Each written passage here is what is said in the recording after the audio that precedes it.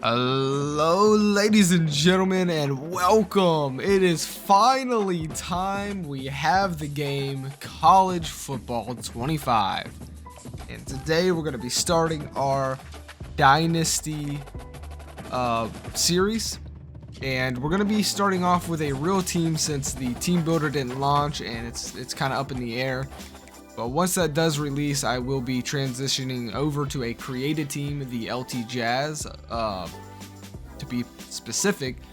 But we're going to have time to get a few years in, I think, depending on how much I play the game, which I'm probably about to play it a lot in this. So let's get started. Well, we got to obviously create our coach, and it's going to be Kyle Chicken. He was the first ever head coach I created on my channel, and I won a Super Bowl with the Miami Dolphins with him. And so welcome. This is him in college, right? He won the Super Bowl, but he's coming down to the college level. Kyle Chicken is the new head coach for the Kent State football program. Now, they had a horrible season last year, going 1-11, 5-7 there. So I mean, it's been about 3 years since they've had a winning season, but they haven't really done much at all. We are going to be going with a recruiter so I can get a hang of how this game works. I've never really played college games, so I'm more of a pro kind of guy. So I have a big learning curve to do here, and hey, this will be fun, right? Think of this as a practice for, I don't know, maybe the LT Jazz, or if I really just love this series, we may just stick with this one. I do plan on bringing the LT Jazz though in the future. Now, our offensive coordinator Brent Long, and then our defensive coordinator is Darren Gardner. I am going to be adding you guys who submitted names in the prospect pool, and going into next season you'll see your characters, so that's going to be exciting. Now, talking about the Kent State Golden Flashes roster, it's pretty rough, guys. A 1-star program. I don't really know what kind of offense we want to run. I would like to have scrambling as an option, and we don't really have that here with this roster, so it's going to be a lot of spread or shock, spread and air raid kind of offenses with some running. We have Garcia and Thomas, decent running backs, nothing great on this roster at all. We're gonna, it's gonna be rough. I'm just gonna be honest with you, it's gonna be rough. At wide receiver, our receiving core, outside of McCray and Flore, probably pronouncing that wrong. A lot of this is just gonna be, pretty rough. I kind of consider if the overall of the player is lower than the offensive grade, they're kind of negatively impacting the team, right? They're not like a plus, so you'll notice that's kind of the case here with a lot of our receiving core, even that tight end. So we're gonna go through, kind of redshirt some of these guys. I wanted to show the roster this way so I could kind of knock two birds out with one stone, showing you guys the roster and redshirting. This is a pretty rough. You guys suggested Kent State, so Kent State is what I chose because that's what you guys voted on, and it's pretty rough. They do have some awesome unis, which kind of look similar to the LT Jazz. I think the LT Jazz, in my opinion, they're going to look a little bit better because I'm going to make the uniforms. I am so excited for the team builder to release, but like I said, I mean, I got like 4 or 5. I got about a week before that drops in my mind, right? And I'm gonna be able to bust out a couple seasons in a week, bro. Because I'm not about to get off. I'm not about to get off this game, right? This is all I'm gonna be doing.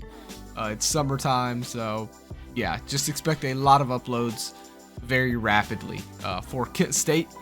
I'm hoping we can rebuild them into something great, in that time frame. But started off. Yeah, just getting to know this team, man. And like I said, I won't necessarily end this series just because, the LT Jazz get created. If I really am enjoying this and you guys are enjoying it, we may keep 2 series on the channel, one for Kent State and then the LT Jazz. It just depends on how we're feeling, right?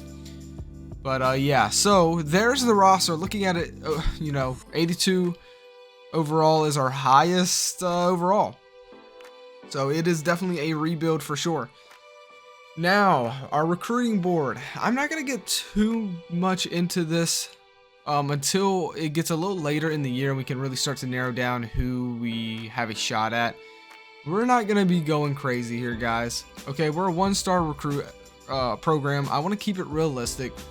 And so I'm going to try and do my best to keep it realistic. We're going for 3-star athletes, a 2-star middle linebacker, and a lot of these guys, you know, probably won't even end up with, right? Also, this is my first time ever doing this, so I didn't do any practice runs. This is literally my first time ever recruiting right here, right now, in this series. So I kind of don't know what I'm doing, to be honest. I don't know what I can I get away with getting a lot of 4-star, 5 stars? You shouldn't be able to if it was realistic, which I want to keep, but maybe I'm being a little too conservative. I basically filled my board with 1-star recruits and a few 2-stars, and then those 3 stars, which I'm going to really try and grab to be like impact players for our program in the future, hopefully. Which, I mean, I don't know, maybe we can't even get 3 stars at this point, but the biggest reason why the board is filled with nothing but 1 stars is because there were no 2-star recruits that were interested in our program. It was either all of these 1 stars or 3 stars, which I feel like 3 stars we're going to struggle to be able to get. So we're going to play it very conservative for year 1 and just hope that we can win some games. And I don't know, that's just the strategy here. Hopefully it'll work out. I am, you know, really liking the system for the recruiting though. But let's go ahead and move. That's my thoughts for that. But let's focus on the week 1 opponent, the UTEP Miners. That's right, I switched it up. This isn't the real life schedule for Kent State. I kind of put in a few teams that I wanted to go against, and UTEP is one of those. I feel like it's an even matchup, and that's what we need early on. We need to be able to face teams that we can have a chance at beating. We need to watch out. They definitely have a better roster than us, and this guy right here is their top threat. So we're gonna focus on him. Hopefully we can get the ball on the ground moving. You know, I wouldn't want us to get stuck having to pass the ball. But with that being said, they don't have the best secondary. Their secondary kind of looks like our secondary. So this could be a high-scoring game for both sides. It's just gonna be a matter of, you know, I think who makes the least amount of mistakes. So without further ado, ladies and gentlemen, my first ever game on Dynasty mode. I am excited for this. Let's try and get a win. It's a very even matchup here as far as overall goes. So let's see what we can do. The Sun Bowl and home to the UTEP Miners, and it's always a pleasure to come out this way, and we're certainly excited about the game we have in store. What an exciting matchup we have in store for you this afternoon, built around the pageantry, tradition, and everything that makes college football great. As we'll see a squad from the MAC, the Kent State Golden Flashes, taking on a team from Conference USA, the UTEP Miners. For EA Sports College Football, I'm Reese Davis, joined here in the booth by David Pollock and Jesse Palmer. And guys, let's get this thing started. And here we go, new kick meter. This is going to be on Madden 25 as well, by the way. We are off, ladies and gentlemen, and it is UTEP getting the ball first, and it's here, baby. This is it, man. Madden. College Football 25 is here. Skylar Locklear walks out onto the field. This kid should be pretty good for UTEP. And guys, look how clean this looks, man. Oh my goodness. You got the replay in the left box. You got the stats and updates in the right, and then you pick your play. I mean, it's beautiful, guys. Locklear here, shotgun formation. And it's going to be a handoff here to their running back. He's got an icon. Watch out for him. He breaks off to the right side, and down to the 40 he goes. That's Javon Jackson. He is one of their impact players, and he is a speedster. He's very quick and agile, and Going to be giving him the ball a lot here, especially in the rain. So, shotgun formation this time is to Locklear's right, but it's a pass and not a good one. Ladies and gentlemen, my first ever pick six. It's Falk, baby. Malcolm Falk with the 36-yard pick six to the house, to the crib. I mean, that I'm not gonna lie, that felt pretty good. I mean, it came early. What a bad decision. After giving up an amazing run, they throw a pick six. Yikes. And the fans, look at them. They're just, I'm sorry, the fans crack me up. Their faces, bro. It just looks so weird. But yeah, this is a lot of fun. Later in the game, first quarter, 3 minutes and some change. Gonna hand it off to the second string, Thomas. He's more of our power back. I wouldn't view him as a second string necessarily, just you know, he's more of our power back / we switch him out. He never will probably start the game, but he's definitely going to be getting touches every single week. Coming out in the pistol formation, it looks like Kent State gonna hit his man Batten on the way, on the run there, and he breaks the tackle.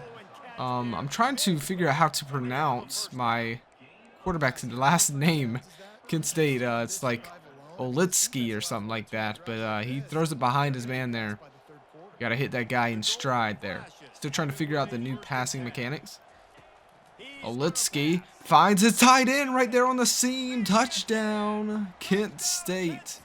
And there's our first offensive touchdown, coming pretty easily against the UTEP defense. And we're up 14-0 here. I mean, the crowd didn't really show up, but for the ones that did, they're not too happy. It's Hayden Junker getting in. And that's one thing I really love to see in these games is like the stadium's not being completely filled every single time. I mean, it's raining, it's UTEP, you know, it probably shouldn't be filled up like that. So that's pretty cool to see. Later in the game, though, UTEP would drive down the field in the red zone. Our defense, run game looking a little iffy here. 3rd and 1. UTEP needs a touchdown here to keep this getting out of hand. Pistol formation here. Man in motion, expect a run play for sure. Expect a run play. Oh, but it's a keeper for the quarterback. I didn't expect that, and he's going to pay for it. Yikes. I don't know if I like that call by UTEP there, but they will settle for this field goal in the rain. It's college football. It's never a give me, but this one is. So give it to the Miners. Get on the board, 14-3. So here we are, second quarter, 3rd and 12. Kent State finds themselves in a bad way here in the rain. Pressure coming, got his as he threw it. He got it off, though. Thomas fighting his way for a gain of 2. So Kent State will punt it away. UTEP gets the ball. And it's going to be another handoff to the running back. This their impact player. He's getting to the outside very easy. He's showing that speed. He's definitely faster than our defense for sure. The way he's able to make that edge is pretty scary here. 1st and 10. UTEP just needs to kind of just keep feeding him in the rain here. That could be to their advantage. It's another handoff. He's got a huge gap. He breaks off and down. It's after 7 yards there. 2nd and 3. They're going to stay in the hurry-up offense here. So really, our defense is kind of struggling against the hurry-up. This is going to be new for me to try and defend here. It's going to be another handoff. And that time, Kent State makes the adjustments, and they stop him here short. 3rd and 2. Got to think UTEP probably going to go to the air here. Kent State looks like they're ready for the run. And it's going to be another handoff. They're not ready for the run. He's got the outside, the right. Every big run that's been broken off has been to the right side here. And Jackson has 84 yards on the day after 11 attempts. 20 yards is his biggest run so far today. 14-3. Last time UTEP was down here, they had to settle for a 3-pointer. Man in motion. It's going to be a jet sweep. And going in. Can he finish it? Yes, he can. UTEP is in the end zone. Touchdown, Miners. And all of a sudden, we have us a game. He'll do the rest. He'll get in the end zone. Nice catch. Way to finish it with a touchdown. So later in the second, 2 minutes left, pistol formation, Kent State across the 50. They're going to hand it there. Their running back, Garcia, is going to do some work. Anybody can do some work when they have a big hole like that. 5 carries for him so far on the day, 33 yards, as you can see there at the top right. Kent State's going to stay in this formation. And it's Olitsky finding Batten there for a first down. And UTEP's defense has looked like they're struggling for sure. You can see, I mean, Locklear's only thrown it 4 times compared to Olitsky's 12. First and goal. They're going to spread it out wide. Olitsky going to his tight end. A dangerous pass there. Could have been picked. Got his tight end cracked right there. Don't want to do that. Second and goal. Going to keep it spread out here. Man in motion. It's a jet sweep. And Thomas is going to keep it the running back. And he'll set up a 3rd and goal. One thing I'm noticing in this college game here is there's not many formations for the playbooks, at least from what I'm noticing. Like, I don't know. I don't really watch college football, but yeah, there's not many formations in each playbook. And there's Thomas going up the gut touchdown. Like, there's different formations for different teams, but like what I'm saying is, like, there's no team that has all of them. Or at least more than like 4 different types of formations. So I don't know. That's a little weird to me. But anyways, Kent State, amazing touchdown. 7 seconds left. We get the ball back. Garcia is not done. He's going down the sidelines. He jukes. He spins. He's got the speed. Can he get all the way? No. And he coughs the ball up. But yeah, I just wanted to show that play because we almost took it to the house, man. That felt good. But 21-10 going into halftime. I mean, you don't want to get too relaxed here. This is still a game, and we definitely are struggling on,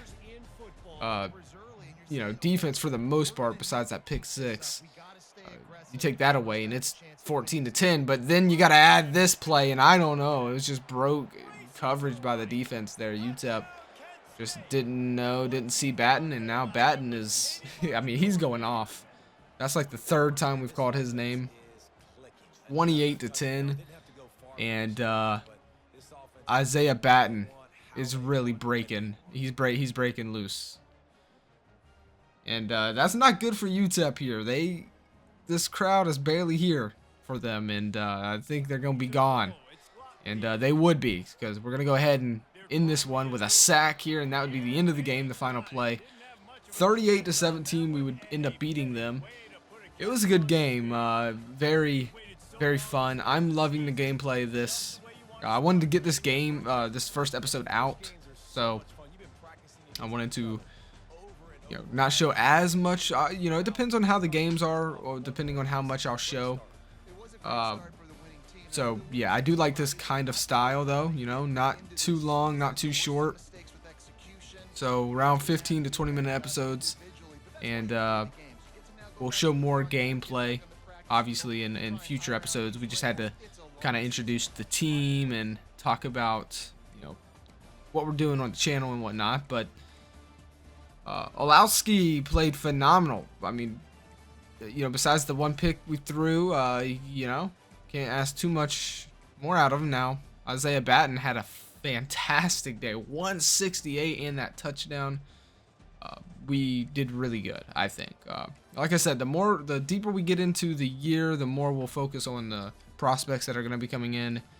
But for the most part, when we're in the early stages, I want to focus on the games that we have, that we're playing and whatnot, and what's going on around the league as well. So farther we get into the year, though, we will focus on those prospects that we're trying to get. So I hope you enjoyed this episode. Man, this game is so fun. Let me know down in the comments below if you've got it and what you're thinking. Real quick, to wrap it up, I want to wrap it up like this every episode. look around what's going on in the league, and there's an upset. West Virginia beats Penn State. Okay? That's not the only upset. We got another one. Can you guess what it is? It's Michigan losing to Fresno State. I'm going to leave you with that, okay? So I'll see you guys on the episode 2. Have a great day. Peace.